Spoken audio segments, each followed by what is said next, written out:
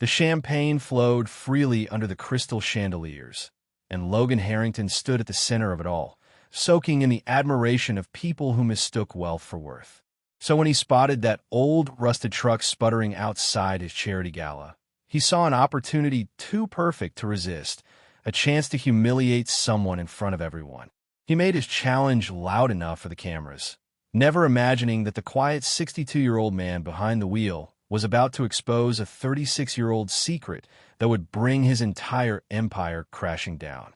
Because Elijah Carter wasn't just some poor old man with a junk truck. He was a ghost from the past that the Harrington family had tried desperately to bury. Just before we get back to it, I'd love to know where you're watching from today, and if you're enjoying these stories, make sure you're subscribed. The evening air carried that peculiar mixture of expensive perfume and exhaust fumes that only existed outside the Grand Sterling Hotel. Luxury sedans and sports cars lined the curved driveway, their polished surfaces reflecting the golden glow of the hotel's ornate entrance. Valets in crisp uniforms moved with practiced efficiency, opening doors for guests who stepped out in designer gowns and tailored suits worth more than most people's monthly salaries. This was the annual Harrington Foundation Charity Gala. Though calling it charity felt generous when most attendees spent more time showing off their wealth than actually discussing the causes they supposedly supported. Camera flashes erupted every few seconds as local news crews captured footage of the city's elite making their grand entrances. Champagne flutes clinked together in toasts that meant nothing, while waiters circulated with silver trays, carrying appetizers that cost more per bite than a decent meal at a family restaurant. At the center of it all stood Logan Harrington, 35 years old and heir to the Harrington Motors empire. He wore a custom Italian suit that fit him like a second skin, his dark hairstyle with just enough product to look effortlessly perfect. Logan had mastered the art of appearing humble while ensuring everyone knew exactly how important he was. He laughed loudly at jokes that weren't funny, clasped shoulders with investors who tolerated rather than liked him, and made certain his voice carried whenever he spoke about his latest business ventures.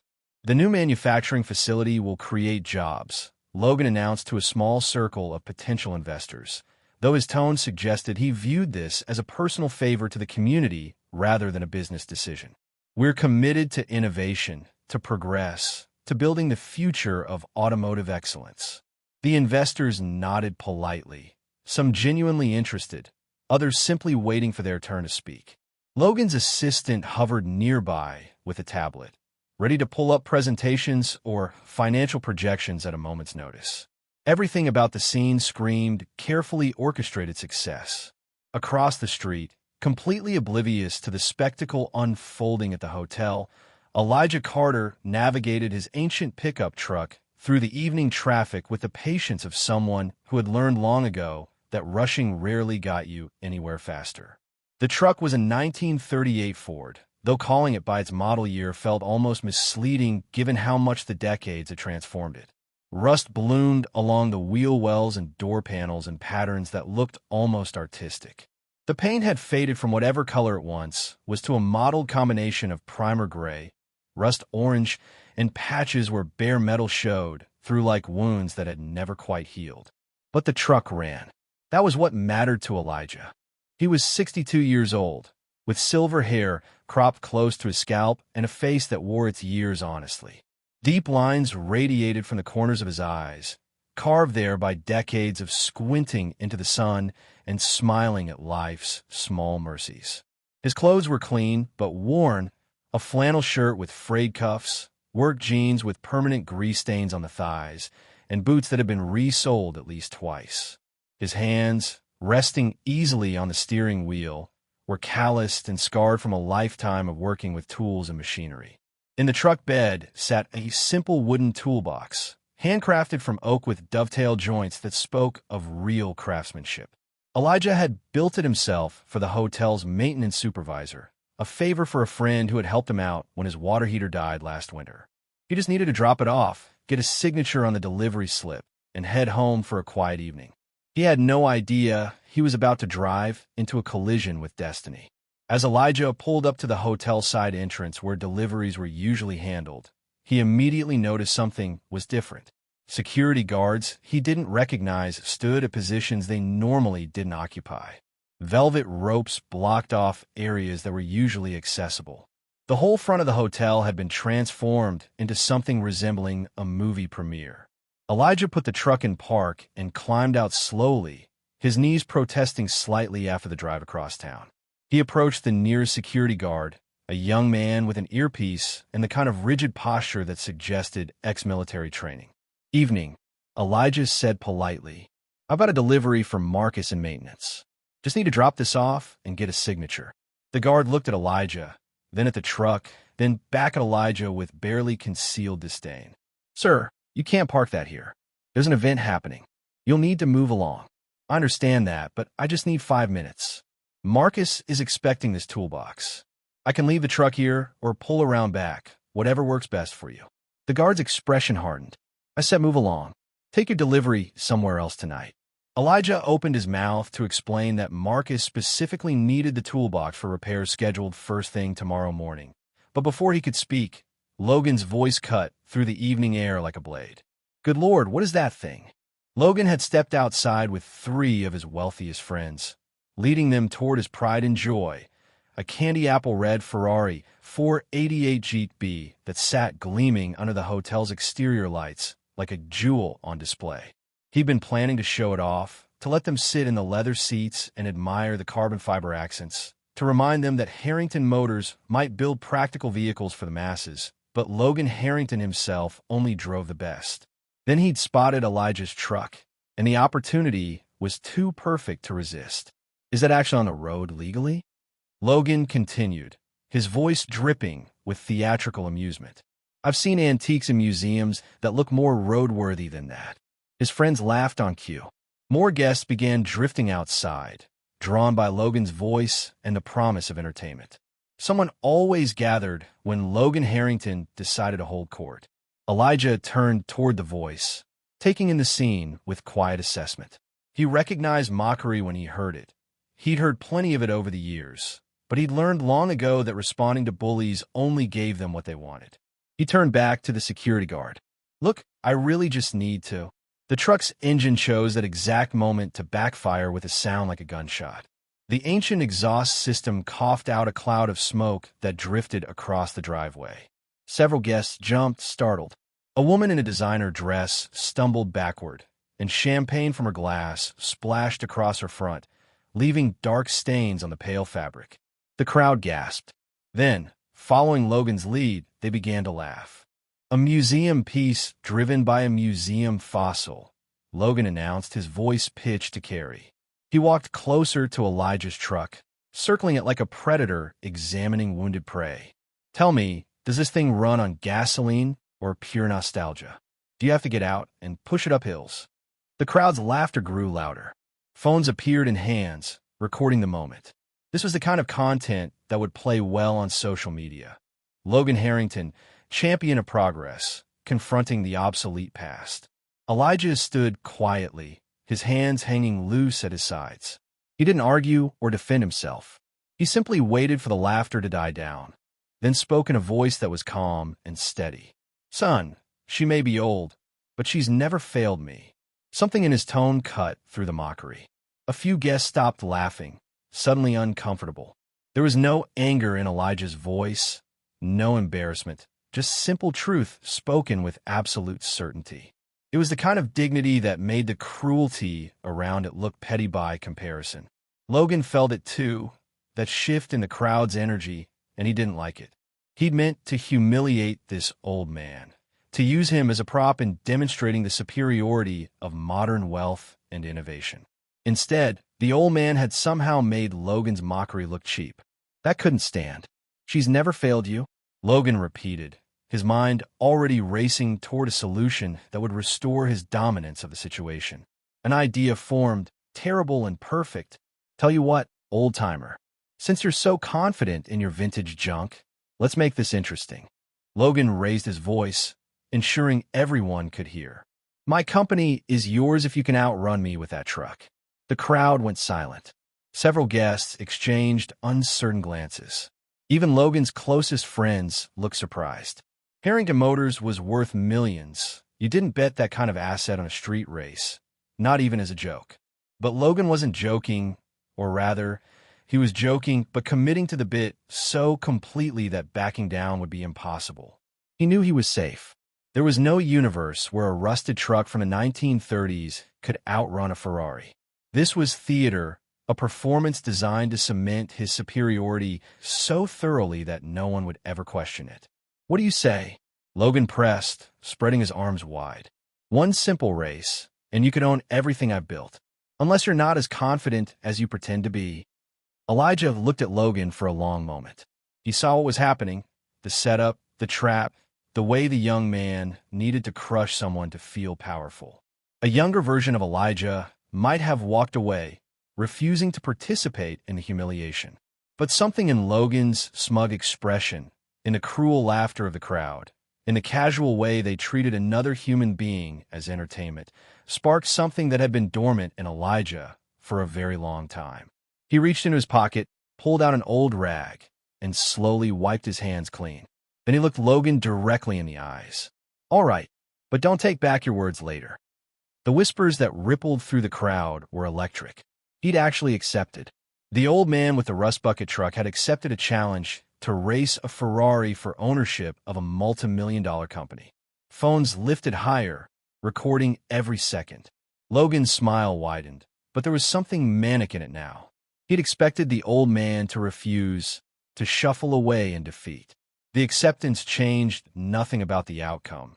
The Ferrari would obviously win, but it meant Logan would have to follow through with the actual race. "Terms," Logan said quickly. "We race from here to the intersection, 4 blocks down and back. Straightforward sprint. When you lose, you apologize publicly and spend the next month washing and detailing my Ferrari. Every day, rain or shine." He was improvising now, adding humiliation to ensure the lesson stuck. "And when I win?" Elijah asked quietly. "When you win," Logan laughed, "which won't happen, you get my company. The whole thing. Signed over legally. I'll put in writing right now." One of Logan's investors, a gray-haired man named Douglas Patterson, stepped forward. "Logan, perhaps we should." "Get paper," Logan interrupted. "Draw up a simple contract. I want this documented." 5 minutes later, Logan signed a hastily written agreement on hotel stationery, witnessed by 3 guests, including Douglas. The document was legally questionable at best, but Logan's signature was real enough. He handed a copy to Elijah with a flourish. "I want to frame that," Logan said. "Only souvenir you'll get from this evening." The crowd had swelled now, with hotel guests and even some passers-by drawn by the commotion. People lined both sides of the street, creating a makeshift corridor. The hotel manager, desperate to prevent a lawsuit, tried to intervene, but Logan waved him off with the casual authority of someone who donated generously to causes and expected gratitude in return. Someone produced orange cones from a maintenance closet and set them up to mark the turnaround point 4 blocks away. The route was simple: straight down the street, around the cones, straight back. Maybe half a mile total. The Ferrari could probably do it in under a minute. Elijah walked back to his truck and climbed in. Through the dirty windshield, he could see the crowd positioning themselves for the best view. Phones ready. He could see Logan in the Ferrari, revving the engine, making the exhaust spit flames for the cameras. Elijah sat quietly for a moment. His hands rested on the steering wheel, feeling the worn leather that had molded to his grip over decades. He glanced at the dashboard, at the faded photograph tucked into the edge, a picture from another lifetime when things were different. "All right, old girl," he whispered. "Let's show them." He turned the key. The engine didn't sputter or cough like before. It roared. It was a deep, powerful sound, a rumble that resonated in your chest and made the truck's entire frame vibrate with barely contained energy. Several people in the crowd stopped laughing and exchanged confused looks. That sound didn't match the vehicle they saw. Logan heard it too, through his closed windows and over his own engine. For the first time, a flicker of doubt crossed his face. Just for a second, before his confidence reasserted itself. It didn't matter what the truck sounded like. Physics was physics. A restored engine couldn't overcome the fundamental limitations of a vehicle that old. The hotel manager, seeing no way to stop what was about to happen, positioned himself between the two vehicles with a white napkin held high. Logan revved his engine again, showing off. Elijah simply waited, his foot resting gently on the gas pedal. The napkin dropped. Logan's Ferrari launched forward with the violent acceleration of modern performance engineering. Tires screamed against asphalt, and the red machine rocketed down the street like it had been fired from a cannon. The crowd roared its approval, but they weren't watching the Ferrari. They were watching Elijah's truck because it hadn't lagged behind. It had lunged forward with shocking force, the ancient body staying level despite the acceleration. The engine's roar deepened, and the truck surged ahead with a power that shouldn't have been possible. "Holy!" someone in the crowd started to say, but the words were lost in the collective gasp. Logan glanced in his rearview mirror and saw the truck keeping pace. Actually keeping pace. His hands tightened on the steering wheel, confusion flooding his thoughts. This wasn't possible. He pressed the accelerator harder, pushing the Ferrari through its gears. But Elijah wasn't driving like someone desperate to keep up. He was driving with precision, taking the straightaway in a line so perfect it looked painted. His hands moved on the wheel with small, expert adjustments. When he shifted gears, the transition was seamless, the engine's pitch changing without any loss of momentum. The first block passed. The second, Logan's speedometer climbed, but the truck remained visible in his mirror. The crowd's cheers had changed from mockery to genuine excitement. Phones captured everything. At the third block, Logan made his move. There was a slight curve where the street bent around a small plaza, and Logan took it aggressively, using the Ferrari's handling to cut the angle tight. He accelerated out of the curve, certain he'd gained the distance he needed. Then Elijah came around the same curve, and the crowd lost its collective mind. Elijah hadn't tried to match Logan's aggressive racing line. Instead, he'd taken the curve wider but faster, using the truck's momentum and weight distribution to maintain speed through the turn. It was the kind of technique that came from deep understanding of physics and decades of experience. He emerged from the curve not behind, but alongside. Logan's face went pale. He could see Elijah through the side window, could see the old man's calm expression. Elijah looked like he was taking a leisurely Sunday drive, while Logan was pushing his Ferrari to its limits. They reached the cones marking the turnaround point almost simultaneously. Logan whipped the Ferrari around in a tight, tire-shredding turn. Elijah took a wider arc, but his turn was controlled and smooth, and he came out of it with better positioning for the return sprint. On the dashboard of Elijah's truck, partially visible through the windshield to any observer paying close attention, was that faded photograph. It showed a younger Elijah standing beside a vintage race car, wearing a driver's suit with sponsor patches. His arm was around someone else, but the photo was too faded and far away for the crowd to make out the details. The return sprint began with both vehicles accelerating hard. Logan's Ferrari should have pulled away, should have left the old truck in its dust.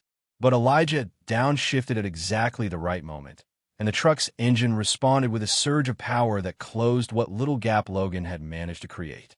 Logan started making mistakes. He was rattled, pushing too hard, his smooth driving deteriorating into desperate aggression. He tried to cut Elijah off as they approached the second block of the return journey, swerving slightly in front of the truck. Elijah anticipated the move before Logan made it. He braked smoothly and moved to the outside, avoiding the collision by inches. Several people in the crowd screamed, thinking they were about to witness a terrible accident. But Elijah's reflexes were perfect, his control absolute.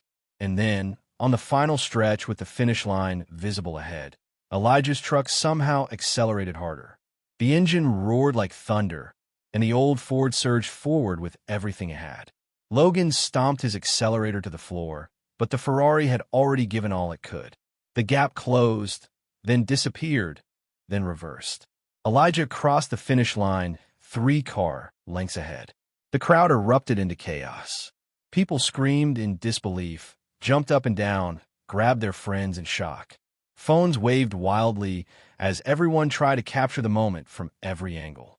Some people were laughing in pure joy at the unexpected outcome, while others stood frozen, unable to process what they'd just witnessed.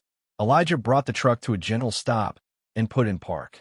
He sat there for a moment, breathing slowly and steadily, his heart rate barely elevated despite what he'd just done. Through the windshield, he could see the crowd pressing forward, shouting questions he couldn't hear over the noise. Logan pulled the Ferrari to a stop and climbed out on shaking legs. His face had gone from pale to flushed, and his hands trembled as he tried to smooth his hair back into place. He stood beside his Ferrari, staring at Elijah's truck like it was a supernatural entity that had materialized to torment him specifically. Elijah opened his door and stepped out. The crowd surged around him, voices overlapping. "How did you? That was incredible. What kind of engine? Who are you?" Elijah raised a hand, and somehow the gesture was enough to quiet them slightly. He walked toward Logan with the same unhurried pace he'd maintained throughout the evening. When he stopped in front of the younger man, he spoke quietly, but everyone nearby strained to hear. "You made a promise." Logan's mouth opened and closed. His mind was racing through options, excuses, ways to spin this. "That was beginner's luck. Fluke. There's no way." "You put in writing," Elijah said, still quiet, still calm. "Witnessed by your friends." Douglas Patterson and the other witnesses stood nearby, looking profoundly uncomfortable.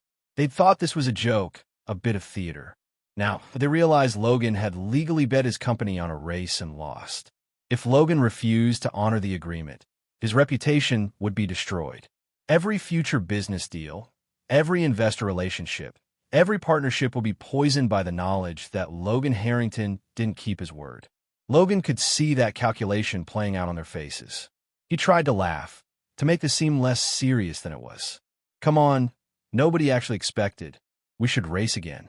Properly. At a real track with real conditions." "No," Elijah said simply. The word hung in the air. Logan's desperation grew more visible. "I'll double whatever you think you can make from selling the company," Logan said quickly. "Triple it. Name your price." Before Elijah could respond, a voice cut through the crowd. "He should race you again." Everyone turned.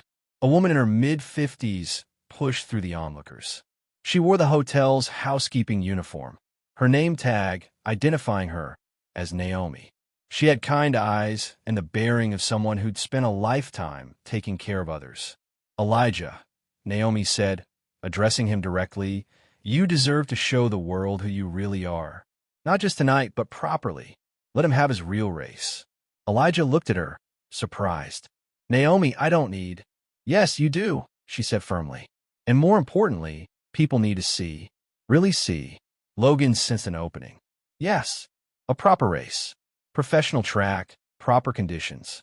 We can organize it for this weekend. Settle this definitively." Elijah shook his head. "I came here to deliver a toolbox. I didn't come here for any of this." "Then why did you accept the first race?" Naomi asked gently. Elijah had no good answer for that. Or rather, he had an answer he wasn't ready to speak aloud. That something in him, something he'd buried for a very long time, had woken up the moment Logan issued that challenge. "Fine," Elijah said finally. "One more race. But if I win again, you don't just hand over your company. You tell the truth about it." Logan's expression changed instantly, confidence draining away. "What truth?" "The truth about how it really operates. The corners it cuts. The safety violations. All of it." The crowd murmured. Logan's face went through several emotions in rapid succession. Confusion, fear, anger, calculation. How could this old man possibly know about the company's internal issues? What had started as a simple humiliation of a poor nobody had somehow transformed into something dangerous. "Deal," Logan said, but his voice was hollow. Elijah nodded once and turned toward his truck. The crowd parted for him, several people reaching out to pat his shoulder or shake his hand as he passed. He climbed into the driver's seat and started the engine, that powerful rumble drawing fresh murmurs of appreciation from the onlookers. As he pulled away from the curb, someone in the crowd with sharp eyes noticed something and gasped. "Look at the back window." Others crowded closer to see. There, partially obscured by decades of road grime, but still legible, was a sticker, Carver Racing Team, National Champion 1984 to 1987. Carver, someone breathed. Eli Carver. That's Eli Carver. The name rippled through the crowd like electricity. Older guests remembered or had heard stories. Eli Carver had been a legend in regional and national racing circuits, a driver whose skill was matched only by his sportsmanship. Then he'd vanished from the sport completely, and no one had known why. Logan heard the name and pulled out his phone with shaking hands. A quick search brought up old articles, grainy photos, championship records. This wasn't just some poor old man with a junk truck. This was a man who'd once been at the absolute peak of professional racing, who'd competed against and beaten the best drivers of his era. Logan's assistant appeared at his elbow, tablet in hand.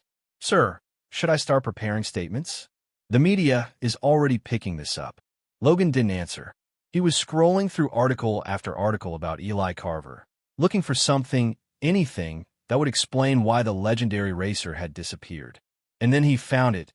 A brief mention in an article from 1989 about a fatal accident during a test run at Harrington Motors. A young driver killed. The case quietly settled. The driver's name was Daniel Carver. Logan's blood ran cold.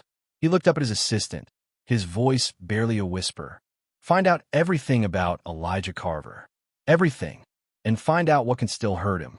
The assistant nodded, but there was something in his expression, unease, maybe, or moral hesitation, that suggested he understood they were crossing a line. The crowd began to disperse, everyone talking excitedly about what they'd witnessed and what the coming race might bring. Logan stood alone beside his Ferrari, feeling the foundation of his carefully constructed world beginning to crack beneath his feet. 4 blocks away, Elijah pulled his truck into an empty parking lot and sat in the darkness. His hands were steady on the wheel, but inside, emotions he'd kept locked away for decades threatened to overflow. He touched the photograph on his dashboard with one gentle finger. "I know," he whispered to the image. "I know you tell me to walk away, but I can't. Not this time." The truck's engine idled quietly, a controlled rumble that spoke of hidden power waiting patiently to be unleashed once more. The night after the race, Logan sat in his penthouse office, surrounded by darkness except for the cold glow of his computer screen. His assistant had compiled everything: articles, photographs, racing records, and most importantly, the incident report from 1989. Logan read the document 3 times, each pass revealing new details that made his stomach twist with equal parts fear and calculation. Daniel Carver, age 23, promising young driver, contracted to test new brake systems for Harrington Motors. Fatal accident on the test track. Cause of death: complete brake failure at high speed. The official report blamed driver error, claiming Daniel had been reckless, pushing the vehicle beyond safe parameters. The Carver family received a settlement, signed a non-disclosure agreement, and the case was buried so deep that most people had forgotten it ever happened. Except Elijah hadn't forgotten. Logan's father had handled the cover-up personally, and Logan had been old enough to overhear conversations, to understand that the brakes had been faulty, that the company had known about potential issues but pushed forward anyway to meet production deadlines. His father had explained it as a necessary evil, a business decision. One life weighed against thousands of jobs, millions in revenue, the survival of the company itself. Logan had convinced himself his father was right. He'd inherited that justification along with the business. Now, staring at a photograph of young Daniel Carver, smiling beside a race car, Logan felt something he didn't want to name. It might have been guilt, or it might just have been fear that the truth would finally surface and destroy everything he'd built on that buried foundation. His phone buzzed. A text from his assistant. Found him. Elijah Carter lives at 437 Maple Street. House assessed at $78,000. Works odd jobs, mostly carpentry and mechanical repairs. Keeps to himself. Logan typed back. What about weaknesses? Debts? Legal troubles? Anything we can use? The response took longer this time. Nothing, sir. He's clean. Pays his bills on time. No criminal record. Well-liked in the community. Only notable thing is he quit racing completely after his son's death and never returned. Logan set the phone down and leaned back in his leather chair. The city stretched out below his windows, millions of lights in the darkness. He'd always seen himself as someone who'd earned his place at the top through intelligence and drive. But sitting there with the weight of his father's sins pressing down on him, he wondered if he'd actually earned anything at all. Then his jaw tightened. No, he wouldn't let one old man take everything away. If Elijah wanted to threaten him with the truth, Logan would make sure that truth stayed buried. He picked up his phone and dialed a number he hadn't used in years. "Marcus," Logan said when the call connected. "It's Logan Harrington. I have a job for you. Private and off the books." Meanwhile, across town in a neighborhood where houses were small and tidy rather than grand, Elijah sat in his garage with the hood of his truck open. The single overhead bulb cast harsh shadows across his face as he worked, checking connections, testing components, making sure everything was perfect for the upcoming race. The garage was neat, but crowded with decades of accumulated tools and equipment. Shelves held organized boxes of parts, each labeled in Elijah's careful handwriting. The walls displayed old racing posters, though most were turned backward or covered, hidden from casual view. Only one photograph hung in the open, a family picture showing a younger Elijah with his arm around a beautiful woman and a teenage boy who had his father's smile. Elijah's wife, Grace, had passed away 8 years ago from cancer. They'd had 34 good years together, years that had carried them through the worst grief imaginable when they lost Daniel. She'd been the one who held Elijah together when he wanted to fall apart, who convinced him that life was still worth living even after their son was gone. He missed her every single day. "You tell me I'm being foolish," Elijah said quietly to the photograph. "Getting involved in all this again. You'd say it won't bring him back." His hands stilled on a wrench, and for a moment he just stood there, an old man talking to ghosts in an empty garage. "But I can't let it go anymore, Grace. That boy, Logan, he's running that company the same way his father did. Cutting corners, putting profit over people. Someone else's son is going to die if nobody stops it." The garage door opened, bringing with it the cool night air and Naomi carrying 2 paper bags. "I brought dinner," she announced. "And before you argue, you're going to eat it. You barely touched lunch." Elijah closed the hood and wiped his hands on a rag. "You don't have to keep checking on me, Naomi." "I know I don't have to. I want to." She set the bags on a relatively clear section of workbench and started unpacking containers. "Besides, someone needs to make sure you're taking care of yourself with all this race business." They'd known each other for almost a decade, ever since Naomi started working at the hotel and Elijah began doing occasional repairs for the maintenance department. Their friendship had grown slowly and naturally, built on shared cups of coffee during breaks and easy conversations about everything and nothing.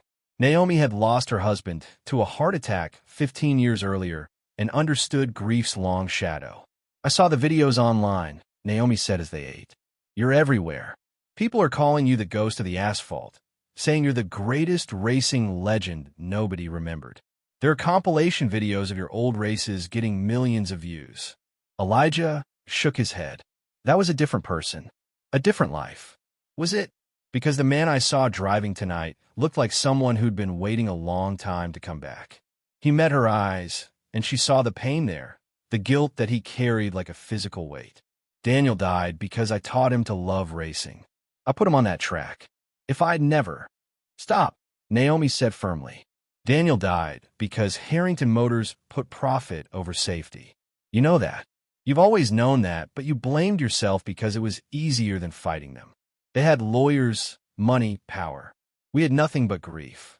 You have something now," Naomi said. "You have the truth, and you have the whole world watching. That boy Logan doesn't know what he's gotten himself into." Elijah was quiet for a long moment. "I don't want his company. I never did. I just want him to admit what happened. I want Daniel's name cleared from that report that called him reckless. My son wasn't reckless. He was trusting. He trusted that the equipment was safe."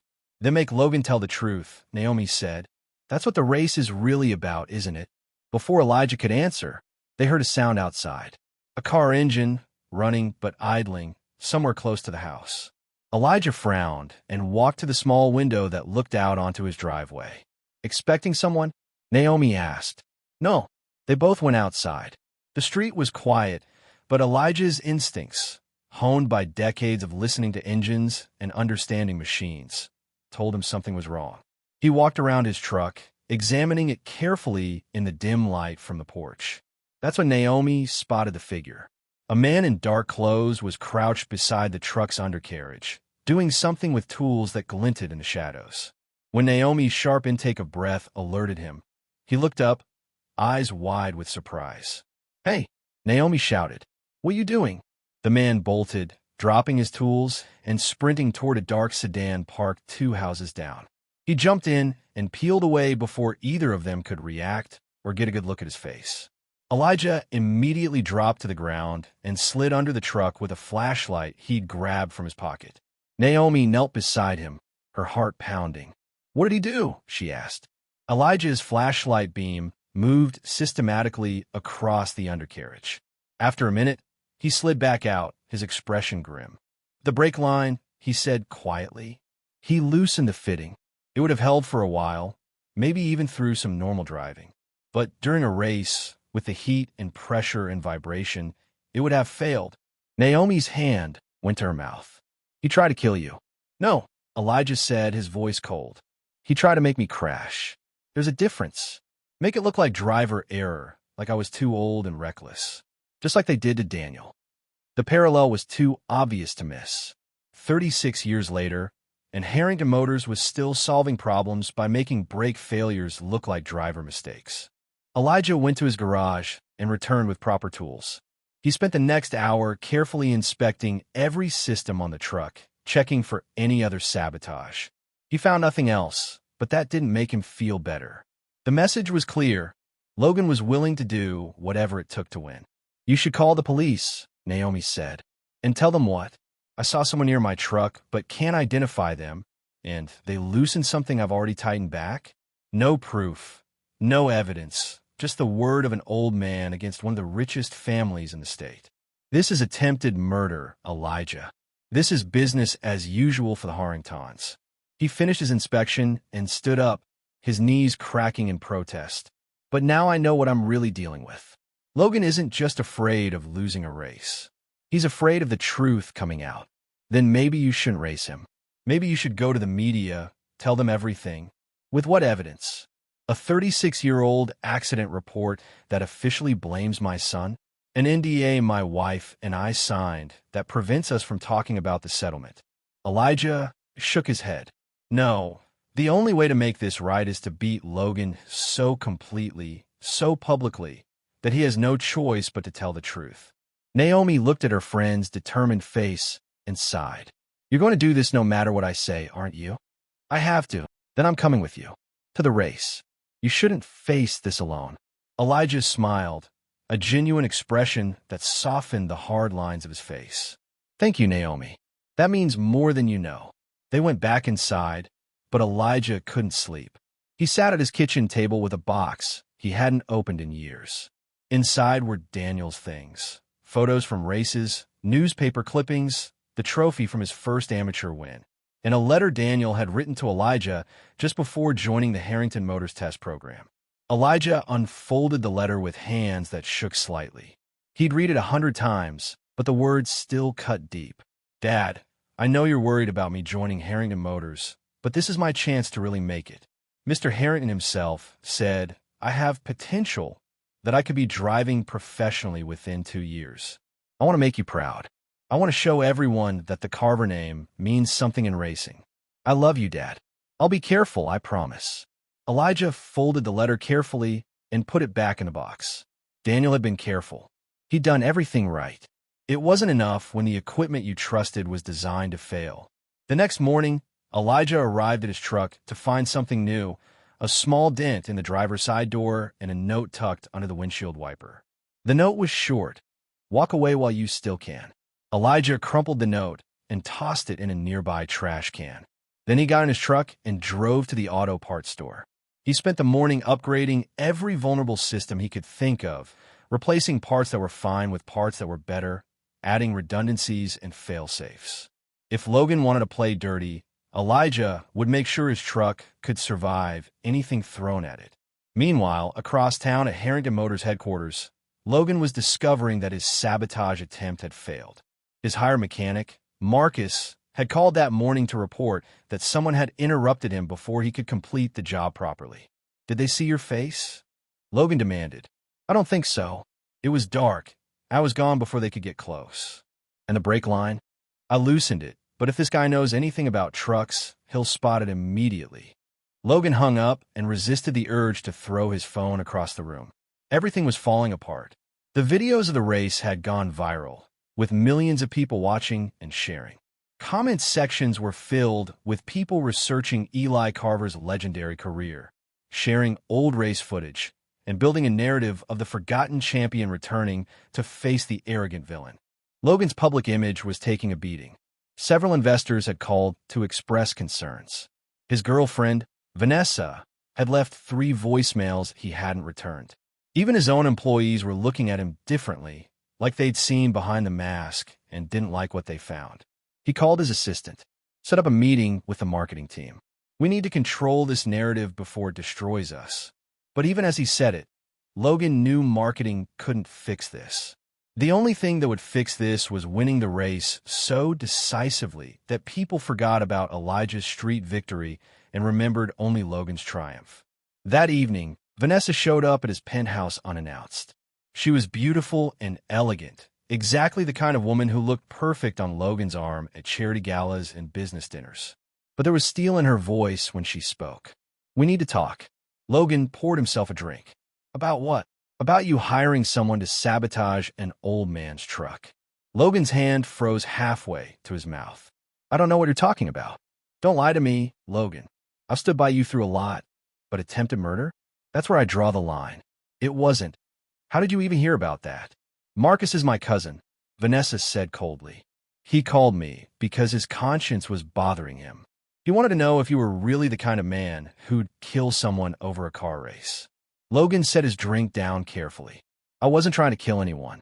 I was just leveling the playing field. That old man humiliated me. So you try to make his brakes fail during a race? Do you even hear yourself?" Vanessa's voice shook with anger and disappointment. "Who are you?" "Because the man I thought I knew wouldn't do something like this." "The man you thought you knew doesn't exist." Logan snapped. "That man was a performance, a character I play to make people like me, to build the kind of image that attracts investors and maintains power. But this is who I really am, Vanessa. I'm my father's son, and my father did whatever it took to protect this company, including covering up accidents, including paying off families, including ruining lives." The admission hung in the air between them. Vanessa took a step back, seeing Logan clearly for perhaps the first time. "Elijah Carver's son," she said quietly. "The accident in 1989. That was your father's cover-up. It was a business decision. It was a young man's life. And what about the thousands of people who'd have lost their jobs if the company went under? What about their lives?" Logan heard himself making his father's old arguments and hated how easily they came. Vanessa shook her head slowly. "I can't be with someone who thinks like that. I won't." She left without another word. Logan stood alone in his expensive penthouse, surrounded by all the trappings of success that suddenly felt hollow and cold. Across town, Elijah finished his work on the truck and finally allowed himself to rest. He sat on his porch in the darkness, listening to the quiet sounds of the neighborhood settling in for the night. Tomorrow, people from all over would gather at the racetrack. News crews would be there, along with thousands of spectators eager to see if the legend could triumph again. But for Elijah, it wasn't about triumph. It was about justice for a son who'd trusted the wrong people, and about making sure no other father would have to bury a child because profits mattered more than safety. He touched the folded letter in his pocket, Daniel's letter, which he'd carried with him since the morning. He thought about Grace and how she'd want him to find peace rather than revenge. He thought about Naomi and her quiet faith that doing the right thing mattered. And he thought about Logan Harrington, a young man drowning in his father's sins, given the choice to be better, but choosing instead to be worse. "I'll give you one chance to do the right thing," Elijah whispered to the night. "After that, the truth comes out whether you like it or not." The porch light flickered slightly, and in that moment, Elijah could almost feel Grace's hand on his shoulder, Daniel's presence beside him. Not ghosts haunting him, but memories strengthening him. He was ready for what came next. The morning sun had barely crested the horizon when the first spectators began arriving at Riverside Raceway. The historic track had seen better days. Paint peeling for the grandstands, weeds pushing through cracks in the asphalt, but it carried a legacy that newer, flashier venues could never match. This was where legends had been made in the 70s and 80s, where drivers like Eli Carver had carved their names into racing history. Now, decades later, Eli Carver was coming back. By 7 in the morning, the parking lots were filling rapidly. Families arrived with coolers and folding chairs.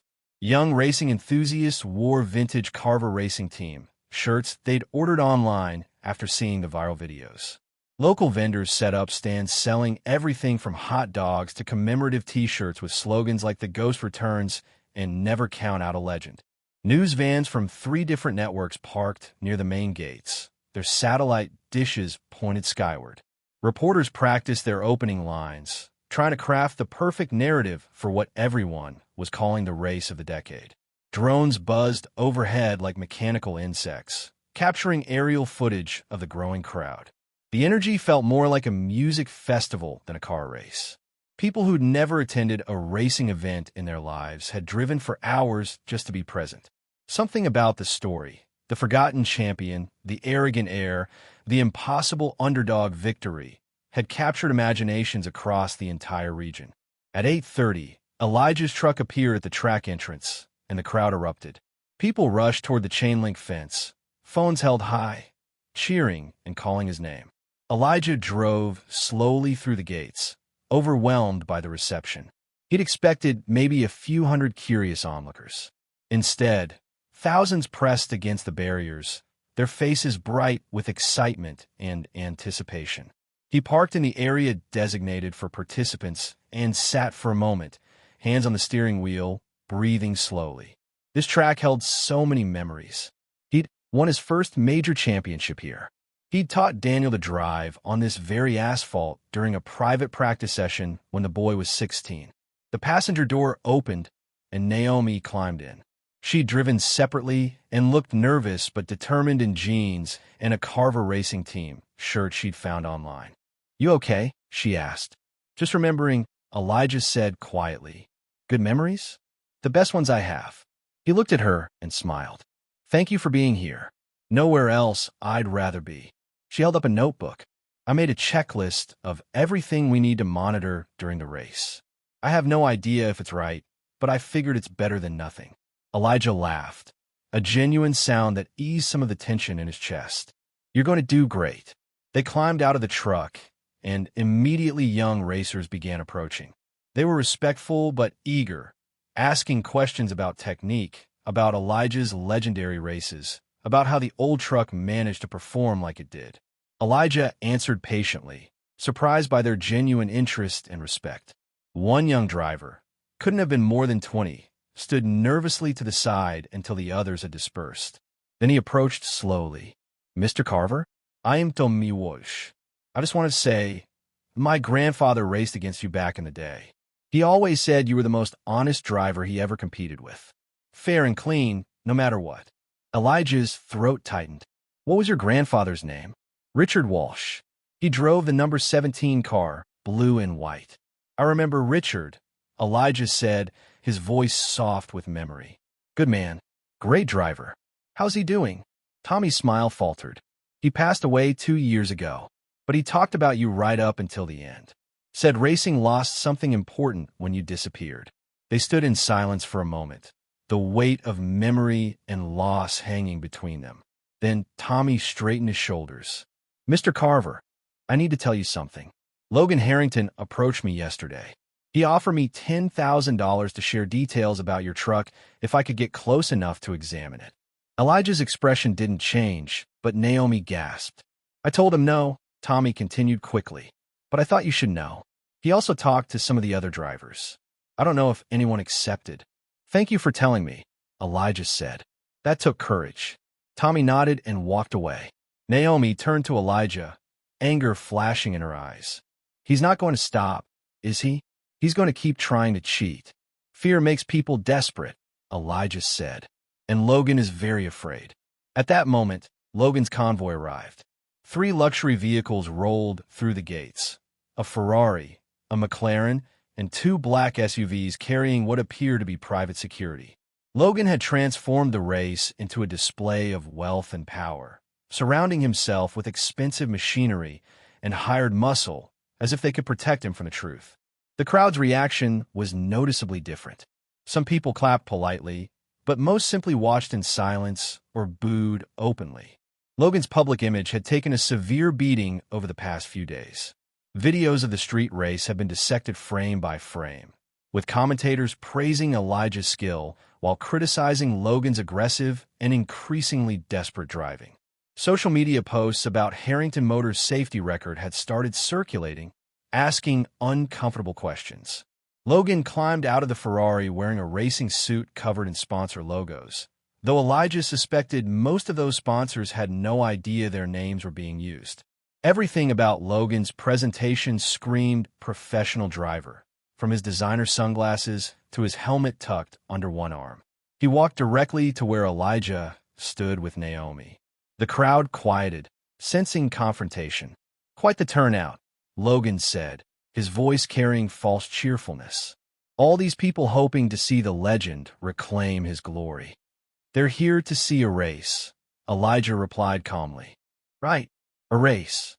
Logan lowered his voice, stepping closer. "Let me make something very clear, old man. You can still walk away from this. Take your truck, go home, and forget this ever happened. Because if you race me today, if you try to make good on your threat to expose my company, I will make sure every painful detail of your son's death gets dredged up in public. Every mistake he made, every moment of that crash, I'll have reporters analyzing it frame by frame." Elijah's jaw tightened, but his voice remained steady. "My son didn't make mistakes. He trusted equipment that failed because your father chose profits over safety." "Prove it," Logan hissed. "Oh wait, you can't. Because you signed an NDA and took a settlement. Which makes you complicit in the cover-up, doesn't it?" The words hit like physical blows. Elijah's hands clenched at his sides. He wanted to respond, to defend himself, but Logan's twisted logic held a grain of truth that had tormented Elijah for decades. He had signed that NDA. He had taken the money, not because he wanted it, but because Grace had been sick and they needed it for her treatments, and a lawyer had convinced them they'd never win against the Harrington legal machine. Naomi stepped forward, putting herself between them. "You need to walk away now." Logan smirked. "Or what? You'll have your friend here challenge me to another race." "Oh wait, that's already happening." He looked past her to Elijah. "Last chance. Walk away while you still have dignity." Elijah met Logan's eyes and spoke quietly but clearly. "My son died because someone rich thought cutting corners was cheaper than saving lives. That's not dignity. That's murder dressed up in legal paperwork. So no, I won't walk away. And when this is over, everyone will know the truth." Logan's smirk faded, replaced by something colder. "Then you've made your choice." He turned and walked back toward his vehicles. Naomi put a hand on Elijah's arm and felt him trembling slightly, not with fear, but with controlled rage. "He's trying to get in your head," she said. "I know." Elijah took a deep breath, forcing himself to center. "Daniel's letter. Do you have it?" Naomi pulled the folded paper from her pocket. She'd been carrying it for him, knowing he'd want it close. Elijah took it gently and pressed it against his chest for a moment, then tucked it into his jacket. "For him," Elijah said quietly. "This whole thing is for him." Meanwhile, Tommy Walsh stood near the pit area, watching Logan's team prepare the Ferrari. Something felt wrong. The mechanics moved with unusual intensity, working on sections of the car that shouldn't need attention. Tommy drifted closer, pretending to examine his own vehicle while keeping Logan's team in his peripheral vision. That's when he saw it. One of Logan's mechanics, a man Tommy recognized from a rival racing circuit with a reputation for bending rules, was working underneath Elijah's truck. The man was partially hidden by the truck's chassis, but Tommy could see him doing something to the undercarriage. Tommy's heart raced. He pulled out his phone and started recording, capturing several seconds of footage showing the mechanic's actions before the man noticed and quickly withdrew, glaring at Tommy as he hurried away. Tommy immediately went looking for Naomi and found her in the designated pit area, organizing supplies with the focused determination of someone trying not to think about everything that could go wrong. "Ms. Naomi," Tommy said urgently, "I need to show you something." He played the video. Naomi's face went pale, then flushed with anger. "That son of a... We need to tell Elijah. And we need to check what he did," Tommy added. "If it's sabotage, Mr. Carver needs to know before the race starts." They found Elijah talking with race officials about the rules and format. Naomi pulled him aside and showed him the video. Elijah watched without expression, but his eyes hardened with each passing second. "Where is he now?" Elijah asked. "Gone," Tommy said. "Took off as soon as he saw me recording." Elijah went to his truck and dropped to the ground, sliding underneath with Tommy's flashlight. Naomi knelt beside the truck, her heart pounding. After a tense minute, Elijah emerged holding something small and metallic. "What is it?" Naomi asked. "A sharpened bolt," Elijah said, his voice tight, "wedged into the oil line housing. It wouldn't puncture immediately, too obvious. But after a few laps, with the vibration and heat, it would work its way through. The oil would drain slowly at first, then catastrophically. The engine would seize, making it look like your engine was just too old to handle the race," Tommy finished. Naomi's hand shook. "We should go to the officials. Show them the video. Get Logan disqualified." Elijah looked at the bolt in his hand, then at the crowds filling the grandstands, then at Logan's pit area where the arrogant heir was posing for photographs with fans who didn't know what kind of man he really was. "No," Elijah said finally. "What?" Naomi couldn't believe what she was hearing. "Elijah, he tried to destroy your engine. He could have caused a crash. If we accuse him now, with just this video, his lawyers will tie it up in disputes. They'll claim the mechanic was acting independently. They'll say the bolt was already there, that Tommy's footage is inconclusive." Elijah's voice was calm but resolute. "He fears the truth more than losing. That's what this tells me. And that means I've already won the part that matters." He handed the bolt to Naomi. "Keep this safe. And keep that video backed up in multiple places.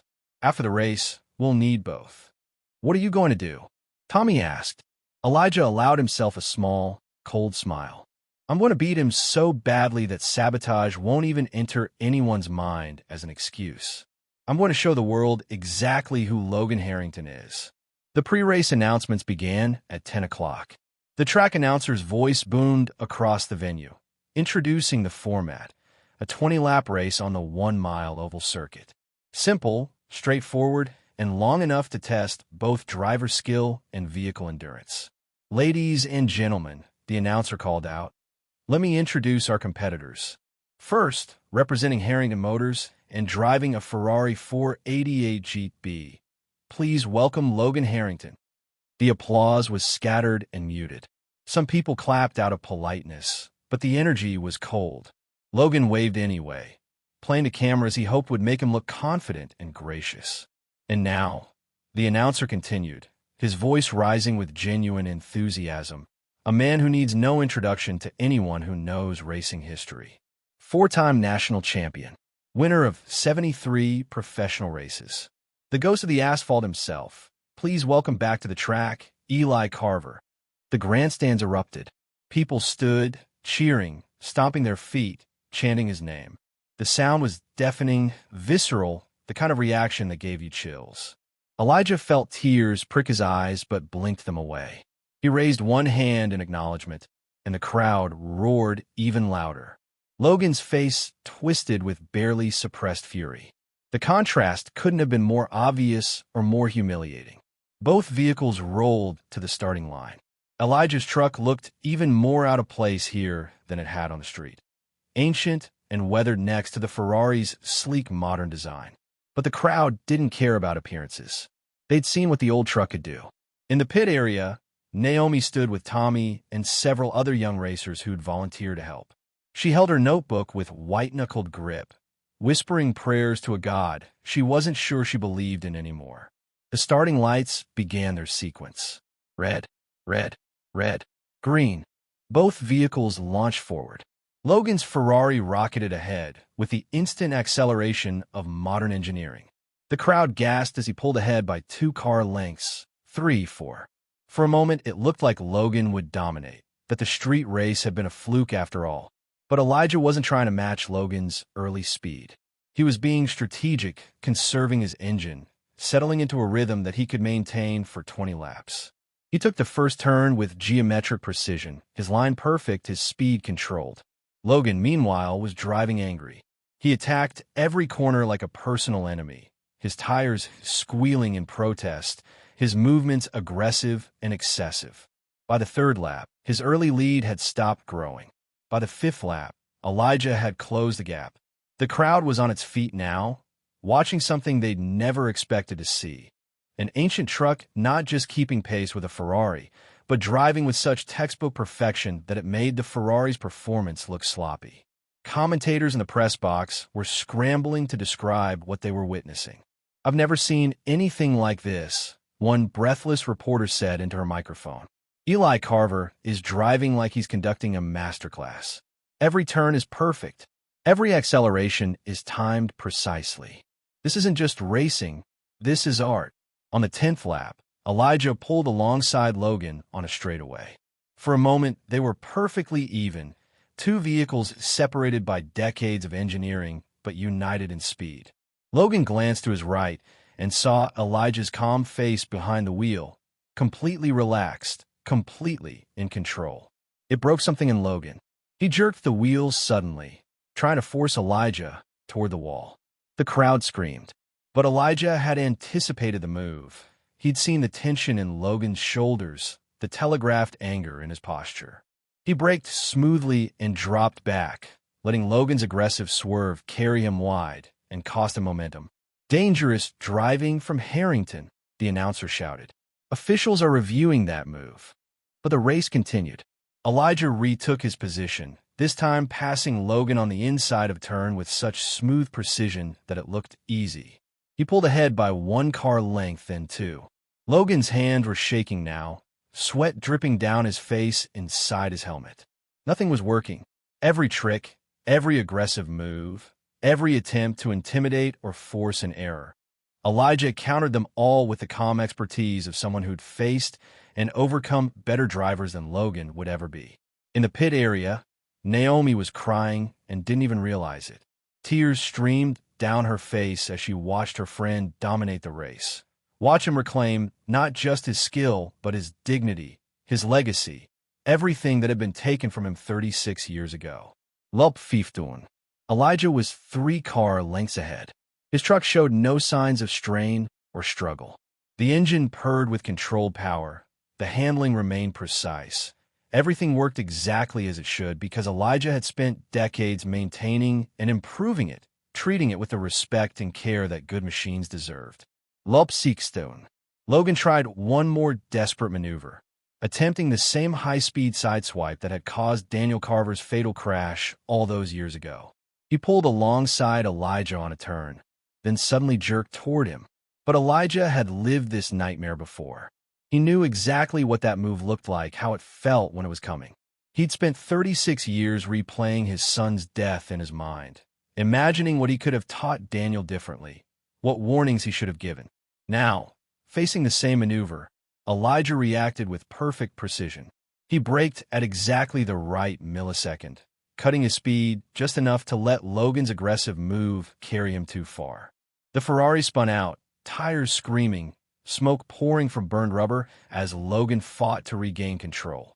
The car spun twice before Logan managed to straighten it out, but by then he'd lost all momentum and dropped to nearly dead last among the other exhibition vehicles on the track.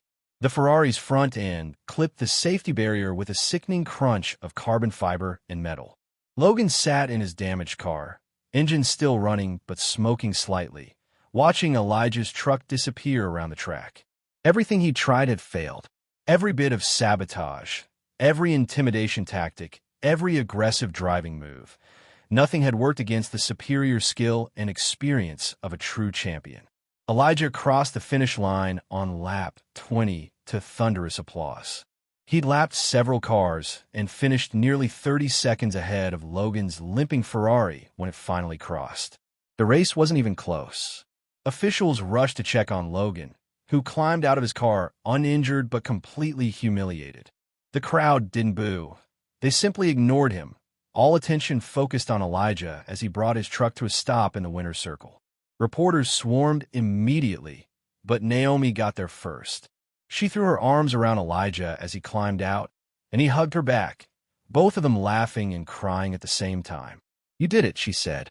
"You actually did it." "We did it," Elijah corrected. "I couldn't have done this without you." Tommy pushed through the crowd next, along with the other young racers. They surrounded Elijah, congratulating him, asking 1,000 questions, treating him like the legend he'd always been but had forgotten he could still be. In the chaos of celebration, no one initially noticed the man approaching with a stack of documents in his hands. But when he tapped Elijah's shoulder and identified himself as an investigative reporter, the crowd quieted.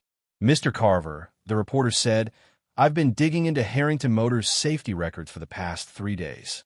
Since your name started circulating online, I've had 6 different former employees contact me with information about systematic safety violations, covered-up accidents, and intimidation of whistleblowers. One of them mentioned your son's accident in 1989. Would you be willing to comment?" Elijah looked at the reporter, then at the documents, then across the track to where Logan stood alone next to his damaged Ferrari, watching this conversation with growing horror. "Yes," Elijah said clearly. "I would very much like to comment." The crowd pressed closer as Elijah stood with the investigative reporter, whose name was Marcus Chun. The noise level dropped to near silence, thousands of people straining to hear what would come next. News cameras swiveled to capture every angle.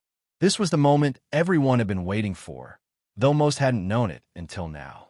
Marcus held up the documents so the nearest cameras could see them. "Mr. Carver, these records show that in 1989, your son Daniel was killed while testing brake systems for Harrington Motors. The official report blamed driver error, but according to 3 separate engineers who worked on that project, the brake system had known defects that management chose to ignore." Elijah's jaw tightened, but he nodded. "That's correct. Can you tell us what happened?" For a moment, Elijah couldn't speak. The words were there, had been there for 36 years, but giving voice to them felt like reopening a wound that had never properly healed. He felt Naomi's hand slip into his, squeezing gently. That small gesture gave him the strength to continue. "My son was 23 years old," Elijah began, his voice quiet but steady. "He was a talented driver, careful and precise. Harrington Motors recruited him specifically to test a new brake system they were developing for their production line. They told him it was safe. They told him the testing protocols were just a formality." The crowd listened in absolute silence. On his 3rd day of testing, the brakes failed completely at high speed. Daniel fought to control the car, but without brakes. Elijah's voice cracked slightly. He paused, breathed, continued. "He hit the wall at over 100 miles an hour. He died instantly." Someone in the crowd made a small sound of grief. Others had tears streaming down their faces. "The company investigated itself," Elijah continued, anger creeping into his tone now. "They concluded that Daniel had been driving recklessly, that he'd exceeded safe parameters, that his death was his own fault. They offer my wife and me a settlement if we'd signed papers agreeing never to speak publicly about what happened. We were grieving. My wife was sick.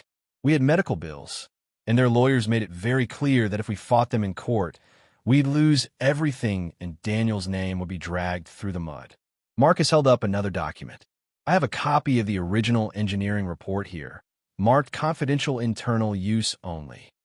It clearly states that the brake system had a critical flaw in the hydraulic lines and recommends delaying production until the issue is resolved. This report is dated 2 weeks before your son's accident. Did you know this existed?" "No," Elijah said, staring at the document. "We were never shown anything like that. According to my sources, this report was buried. The executive who received it, Edward Harrington, Logan's father, signed off on continuing the tests anyway. Production schedules and investor expectations took priority over safety concerns." The crowd's murmur grew angry. People turned to look at Logan, who stood frozen beside his damaged Ferrari. His face had gone completely pale. Marcus continued, relentless now. I've also obtained sworn statements from 6 former Harrington Motors employees describing a pattern of safety violations, covered-up accidents, and intimidation of workers who raise concerns. 3 of those employees were fired after reporting problems. 2 were pressured into signing NDAs similar to yours. 1 was threatened with legal action if he spoke to regulators. That's slander. Logan finally found his voice. He pushed through the crowd toward them. You can't prove any of that. Actually, I can, Marcus said calmly. He held up a flash drive. I have documents, emails, testimony from multiple witnesses, and safety inspection reports that were altered before being submitted to regulatory agencies. Would you like to comment on any of this, Mr. Harrington? Logan's mouth opened and closed. His mind raced, looking for an escape route, a legal angle, some way to shut this down. But he was surrounded by cameras, by thousands of witnesses, by evidence he couldn't deny and truth he couldn't suppress. My father made business decisions, Logan said finally. Difficult decisions that kept the company afloat and saved jobs. If mistakes were made. Mistakes. Naomi's voice cut through his words like a blade. She stepped forward, her kindness replaced by righteous fury. You call a young man's death a mistake? You call 3 decades of covering up safety violations a mistake. I wasn't even running the company back then. But you've been running it for the last 8 years, Marcus interjected. And according to these documents, the practices continued under your leadership. In fact, there have been 4 serious accidents at Harrington Motors facilities since you became CEO. All of them were settled quietly with NDAs. All of them were blamed on worker error. Logan's face flushed red. You can't prove I knew about any of that. Then explain this. Marcus pulled out another document and read from it. An email from you to your legal department, dated 14 months ago. Handle the Richardson situation the same way my father handled the Carver case. Settlement. NDA, close it down fast. That's your email address. Your signature on the legal authorization. The crowd erupted. People shouted in anger, demanding answers, calling for justice. Logan took a step backward, looking around wildly for support and finding none. Even his own mechanics and team members were staring at him with disgust and horror. Tommy Walsh pushed his way to the front. Mr. Harrington offered me $10,000 yesterday to spy on Mr. Carver's truck. When I refused, he asked 2 other drivers. And I've got video evidence of one of your mechanics sabotaging Mr. Carver's truck before the race. He held up his phone, playing the footage for everyone to see. The crowd's anger intensified. Race officials immediately stepped forward, demanding to see the evidence. Logan's world was collapsing in real time. Everything he'd built, every carefully maintained image, every strategic relationship, all of it crumbling under the weight of truth he'd tried so hard to bury. You brought this on yourself, Elijah said quietly, though his voice carried in the sudden hush. I didn't want your company. I didn't want revenge. I just wanted you to tell the truth about what happened to my son. That's all I ever wanted. What do you want from me? Logan's voice broke. He was no longer the arrogant millionaire. He was a scared man watching his life fall apart. What will make this stop? It's too late for that, Marcus said. The state attorney general's office has already opened an investigation based on the preliminary information I provided them. You'll be receiving a subpoena within the next few days. Logan's legs seemed to give out. He slumped against his Ferrari. His expensive racing suit rumpled and stained with sweat. Security guards moved to escort him away as the crowd continued shouting. But Elijah raised his hand, calling for quiet. Slowly, the noise died down. I don't want to destroy you, Elijah said to Logan. Despite everything you've done, despite the pain your family caused mine, I don't want destruction. I want change. I want Harrington Motors to become the kind of company that actually values human life over profit margins. I want safety standards that mean something. I want accountability. He walked closer to Logan, standing directly in front of him. You have a choice right now. You can fight this, hire expensive lawyers, drag it out in court for years while more people get hurt. Or you can do the right thing. Admit what happened. Cooperate with investigators. Make real changes to how your company operates. Honor the memory of every person who died, because your family chose money over lives. Logan looked up at Elijah with red-rimmed eyes. And if I do that, if I admit everything, then maybe, just maybe, you can become someone your children won't be ashamed of someday. Elijah's voice was gentle now, almost compassionate. My son died trusting people who didn't deserve that trust. Don't be that person anymore. The two men stood there for a long moment, generations and class and history separating them. But both human, both capable of being better than they'd been. Finally, Logan nodded slowly. I'll cooperate. I'll tell them everything. Elijah extended his hand. After a moment's hesitation, Logan shook it. The gesture didn't erase the past or absolve the guilt, but it was a start. Race officials approached with a winner's trophy. A modest thing compared to the trophies Elijah had won in his prime, but meaningful nonetheless. Elijah accepted it, but immediately turned and offered it to Tommy Walsh. This belongs to your generation now, Elijah said. Your grandfather would have wanted you to have it. Tommy's eyes widened. Mr. Carver, I can't. You stood up for what was right when it would have been easier to take the money and look away. That's the kind of integrity racing needs. Elijah pressed the trophy into Tommy's hands. Honor it. And when you're up there winning your own championships, remember why character matters more than speed.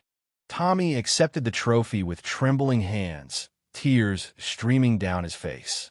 The crowd erupted in applause, moved by the gesture.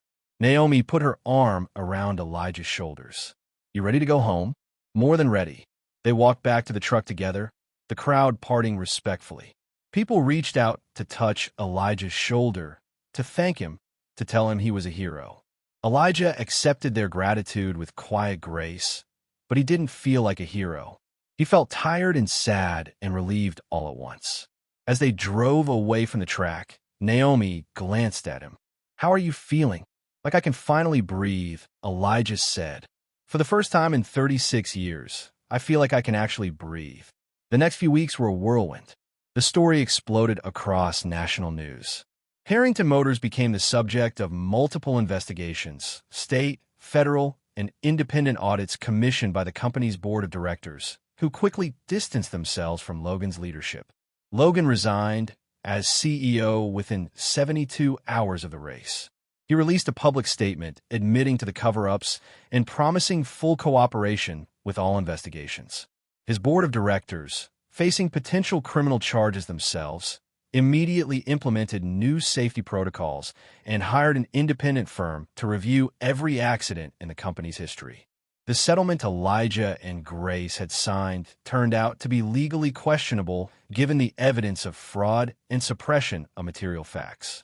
Elijah's lawyer, provided pro bono by a firm that specialized in corporate wrongful death cases, had the NDA voided within a month. More importantly, Daniel's official accident report was amended.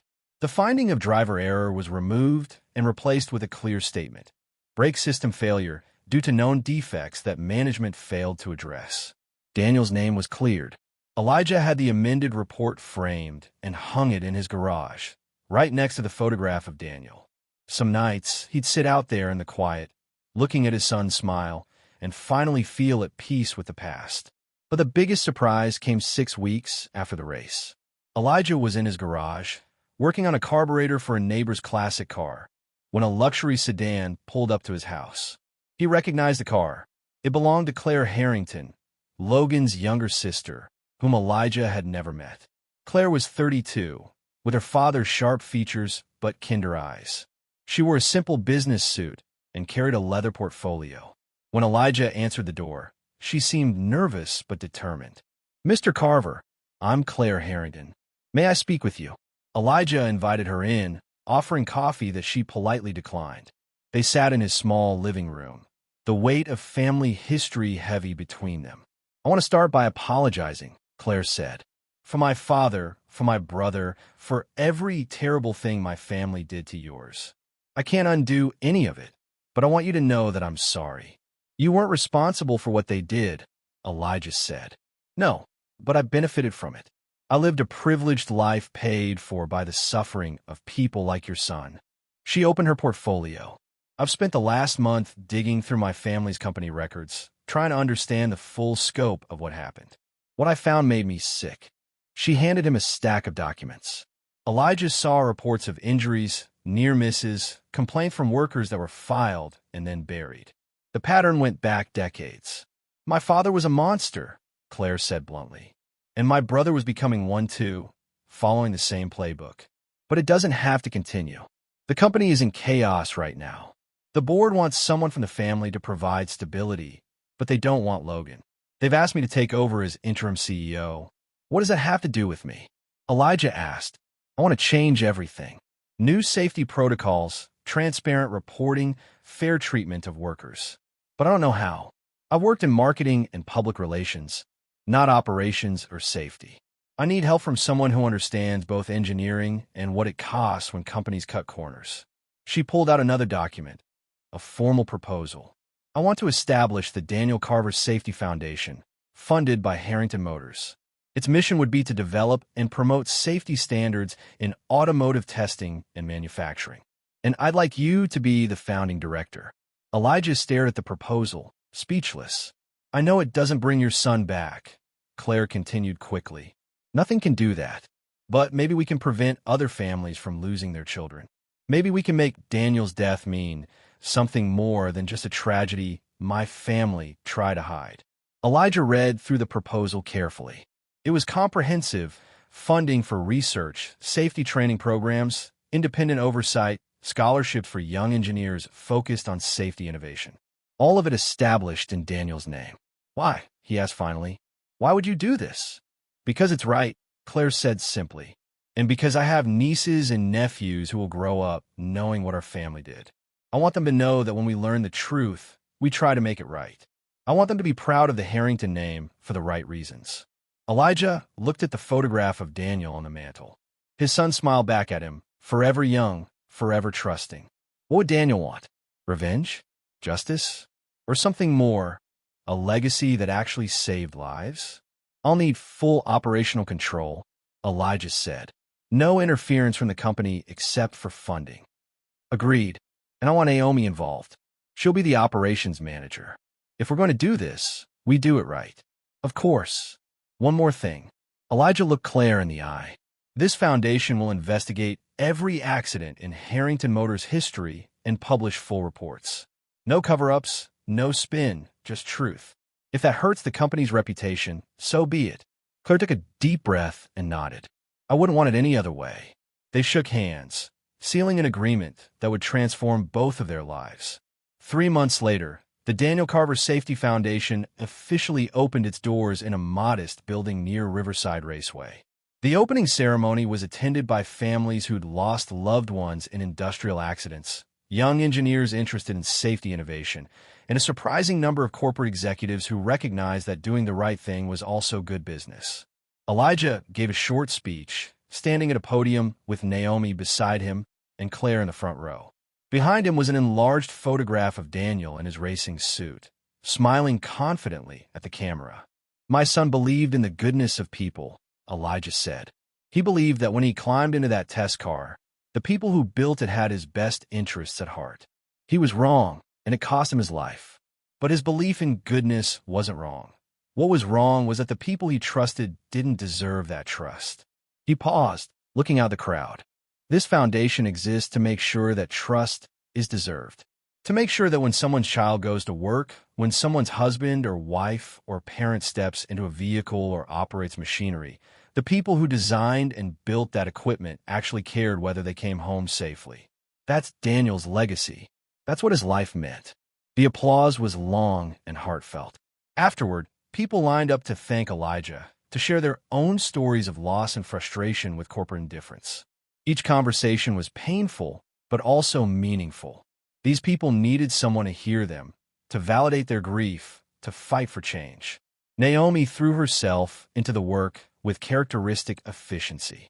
She created systems for tracking safety complaints, established relationships with regulatory agencies, and recruited a team of engineers and safety experts who share the foundation's mission. Within 6 months, the foundation had investigated 3 major safety concerns at manufacturing facilities and gotten 2 dangerous practices changed. Tommy Walsh became one of the foundation's biggest advocates, speaking at schools and racing events about the importance of safety over speed. He wore a patch on his racing suit with Daniel's number and the foundation's logo. Other young drivers followed his example. As for Logan, he faced multiple lawsuits and criminal charges. He cooperated fully with investigators as promised, which resulted in reduced sentences but still significant penalties. He lost his position, his wealth, and his reputation. The last Elijah heard, Logan was working at an automotive repair shop, learning to fix cars with his own hands for the first time in his life. Elijah didn't hate him anymore. Hate required energy he no longer wanted to spend. 1 year after the race, on the anniversary of Daniel's death, Elijah drove his old truck to the cemetery where Daniel and Grace were buried. He placed fresh flowers on both graves, then sat on the grass between them. "I did it," he said quietly. "I couldn't save you, Daniel, but maybe I've saved some other parent's child. Maybe that counts for something." The wind rustled through the trees, carrying the scent of grass and earth. "Grace, I know you'd say I should move on, should let myself be happy. Naomi keeps hinting at the same thing." He smiled slightly. "She's a good woman. Reminds me of you in some ways, stubborn, caring, won't let me wallow in self-pity." He sat there for a long time, remembering, not just the tragedy, but the good times. Teaching Daniel to drive. Grace laughing at his terrible jokes. Sunday dinners and family vacations, and all the ordinary moments that made up a life. When he finally stood to leave, he felt lighter somehow. The grief was still there. It would always be there, but it no longer consumed him. He transformed it into something meaningful, something that honored rather than mourned. As he drove away from the cemetery, his phone buzzed with a text from Naomi. "Dinner at my place tonight? I'm making pot roast." Elijah smiled and texted back, "I'll bring dessert." Life moved forward. It always did. But now, for the first time in decades, Elijah was moving with it instead of being dragged along by its current. The foundation thrived. Companies began reaching out proactively, asking for safety audits before problems occurred rather than after. The culture was slowly shifting from reactive cover-ups to proactive transparency. 6 months later, a young man named Marcus Bennett approached Elijah at a foundation event. He was 19, studying mechanical engineering, and had a question that made Elijah's breath catch. "Mr. Carver, my grandfather said he knew you back in the racing days. He passed away before I was born, but he left me this." Marcus held out a faded photograph. It showed a young Elijah and Daniel standing beside a race car, both smiling, arms around each other's shoulders. "My grandfather was the photographer at the track," Marcus explained. "He took hundreds of pictures, but he said this was his favorite. He said it captured something special, a father and son who really loved each other. He wanted me to give it to you if I ever met you." Elijah took the photograph with shaking hands. He'd never seen this picture before. Daniel looked so young, so full of life and possibilities. And Elijah himself looked happy in a way he'd forgotten he could be. "Thank you," Elijah whispered. "This means more than you know." "There's something else," Marcus said nervously. "I want to be a safety engineer because of what happened to your son, because of what you're doing with this foundation. Would you consider being my mentor?" Elijah looked at this young man, the same age Daniel had been when he died, and saw hope and determination and that same trusting faith that good people would guide him right. "Yes," Elijah said, "I'd be honored." As Marcus walked away, clutching informational packets about the foundation's internship program, Naomi appeared at Elijah's side. "You're changing lives," she said softly. "Daniel's changing lives," Elijah corrected. "I'm just making sure people know his name and what it stands for. He'd be so proud of you."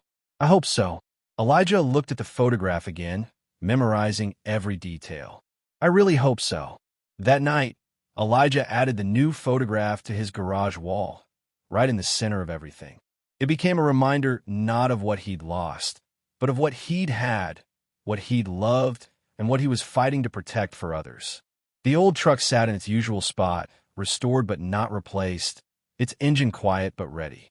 Elijah didn't race anymore, didn't need to. He'd won the only race that truly mattered, the fight for truth, for justice, for making sure that his son's death meant something more than just tragedy. He'd won the race for Daniel's soul.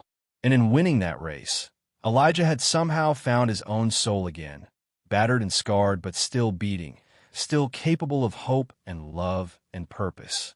The garage light clicked off. Elijah walked to his house where Naomi waited with dinner and companionship and the promise of tomorrow. Behind him, in the darkness, the photograph of Daniel smiled. Forever young, forever trusting, forever loved. And finally, after 36 long years, that was enough. When the powerful try to bury the truth, how far will they go to keep it hidden? And what happens when someone finally has the courage to dig it back up? If this story moved you, hit that like button and subscribe for more stories about justice, redemption, and the courage to stand up for what's right.